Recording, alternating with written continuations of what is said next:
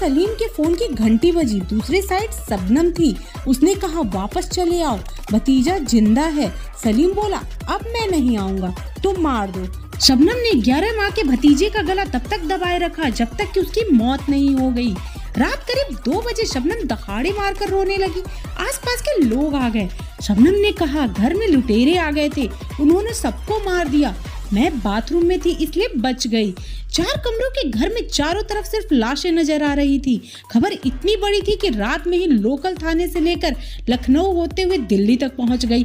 सुबह सूरज निकलने से पहले 10 थानों की पुलिस फोर्स पहुंच चुकी थी। डॉग स्क्वाड पूरे गांव का चक्कर लगा रहे थे। फॉरेंसिक वाले पूरे घर की बैरिकेडिंग करके सैंपल इकट्ठा कर रहे थे। 7 लोगों की हत्या 15 अप्रैल का सबसे बड़ा मुद्दा बन गई। कानून व्यवस्था पर सवाल खड़े हो गए। उस वक्त की मुख्यमंत्री मायावती हेलीकॉप्टर के जरिए अमरोहा पहुंच गई। लगातार रो रही शबनम के सिर पर हाथ रखते हुए आरोपियों पर सख्त कार्रवाई की बात कही।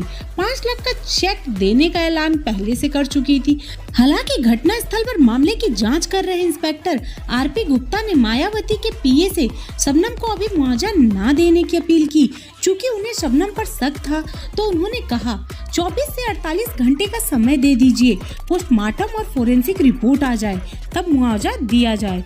16 अप्रैल को पोस्टमार्टम रिपोर्ट आई। पता चला कि किसी भी व्यक्ति ने मौत से पहले कोई संघर्ष नहीं दिखाया, मतलब किसी ने भी कुल्हाड़ी के वार को रोकने की कोशिश ही नहीं की।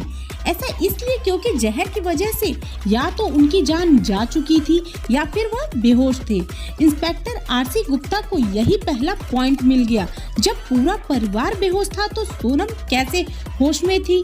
उस वक्त जो हालात थे उसमें पूछताछ भी नहीं की जा सकती थी, इसलिए आरपी गुप्ता ने सबूत जुटाना जारी रखा।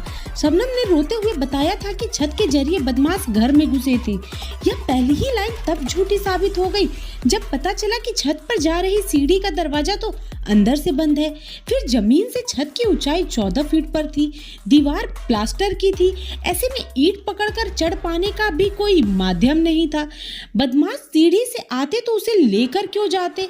इंस्पेक्टर आरसी गुप्ता की नजर में शबनम आरोपी बनती जा रही थी। तभी किसी ने खबर दी कि सलीम को उठा लीजिए, सब पता चल जाएगा। आरसी गुप्ता सलीम को पूछताछ के लिए उठाने वाले ही थे कि खबर मिली। उससे घटना के अगले दिन ही पूछताछ हुई थी और पुलिस ने उसे क्लीन चिट दे दिया। 17 अप्रैल को उन्होंने सलीम को फिर से बुलवाया और पूछताछ के लिए सख्ती का सहारा लिया। सलीम टूट गया और बता दिया कि हत्या उसने ही की है। सबूत के तौर पर उसने हत्या में इस्तेमाल की गई कुल्हाड़ी के बारे में बताया।